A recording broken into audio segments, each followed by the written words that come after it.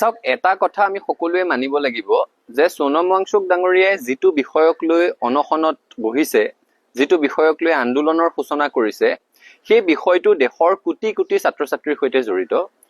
এইবাৰ নিট পৰীক্ষাত হোৱা প্ৰশ্ন কাকত ফাদিলৰ ঘটনাই 22 লাখকৈ ছাত্ৰ ছাত্ৰীক জীয়াতু ভুগাইছে। আৰু এই ধৰণে পৰীক্ষাৰ প্ৰশ্ন কাকত ফাদিল হৈয়ে আছে ধাৰাবাহিকভাৱে যোৱা এটা দশকত। ভাৰতবৰ্ষত প্ৰশ্ন কাকত মাফিয়াৰ দপদপনি চলিছে। তেনে প্ৰেক্ষাপটত নতুন প্ৰজন্মৰ ছাত্ৰ ছাত্ৰীসকলৰ, যুৱক যুৱতীসকলৰ ভাৰতবৰ্ষৰ শৈক্ষিক ব্যৱস্থাটোৰ প্ৰতি, ভাৰতবৰ্ষৰ প্ৰশাসন তন্ত্ৰটোৰ প্ৰতি যদি আস্থা হ্ৰাস পায়, তেতিয়াহ'লে এইটো দেশৰ কাৰণেই অশুভ। আৰু সেইকাৰণে সোণম ৱাংচুক ডাঙৰীয়াৰ এই শান্তিপূৰ্ণ অহিংস গণতান্ত্ৰিক আন্দোলনৰ প্ৰতি সদৌ অসম ছাত্ৰ সন্থাই সহমৰ্মিতা প্ৰকাশ কৰিছো।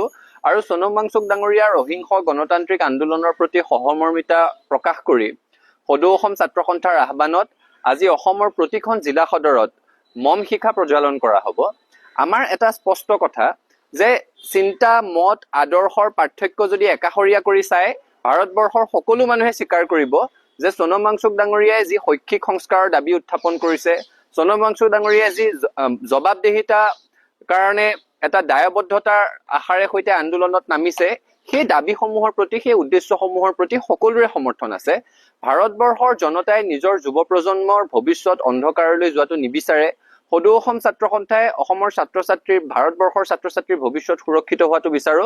আৰু সেইকাৰণে এই আন্দোলনৰ প্ৰতি সহমৰ্মিতা প্ৰকাশ কৰিছো। চৰকাৰলৈ আমাৰ এটাই দাবী, ভাৰতবৰ্ষ পৃথিৱীৰ সৰ্ববৃহৎ গণতন্ত্ৰ, সৰ্ববৃহৎ গণতান্ত্ৰিক দেশ। এই দেশখনত গণতান্ত্ৰিক আন্দোলনৰ প্ৰতি চৰকাৰ শ্ৰদ্ধাশীল হ'ব লাগিব। আলোচনাৰ মাধ্যমেৰে সকলো সমস্যাৰ সমাধান হ'ব পাৰে। আৰু সোণম ৱাংচুক ডাঙৰীয়াই যি আন্দোলন অব্যাহত ৰাখিছে, তেখেতৰ স্বাস্থ্যক লৈ আমি উদ্বিগ্ন।